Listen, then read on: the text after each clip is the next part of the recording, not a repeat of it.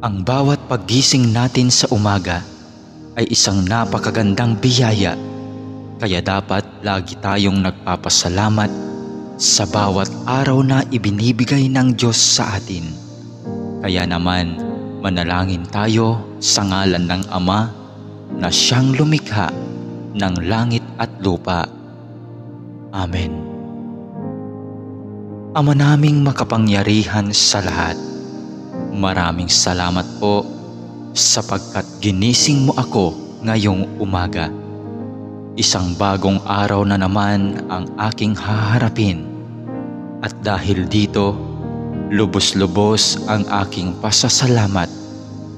Sa unang mga sandali ng aking araw, nais kong mapuspos ng iyong biyaya at pagmamahal.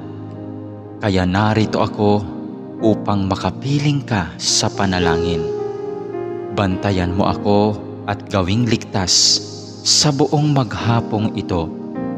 Ilayo mo ako at ang aking pamilya sa anumang masama.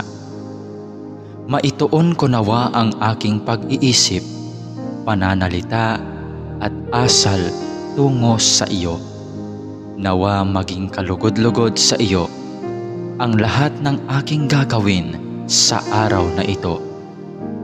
Panginoon ko at Diyos ko, naniniwala at nananalig ako na naririto ka at kapiling ko sa mga sandaling ito, na nakikita mo ako at iyong naririnig ang aking mga daing, mga kahilingan at mga panalangin. Kaya naman, Panginoon, ngayong umaga, sa iyong presensya at pagdamay mo ako kumakapit upang maharap ko ng may katatagan at katapangan ang araw na itong ibinigay mo sa akin. Mapagmahal na Panginoong Diyos, na nalaman kong mahal mo ako at binabantayan mo ako palagi.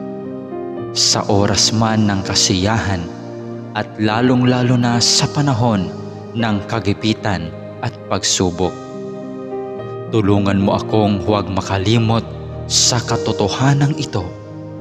Maraming salamat po sa biyaya mong pag-ibig at pag-iingat na hindi mo ipinagkait sa akin, sa kabila ng lahat ng kasalanan at pagkukulang ko.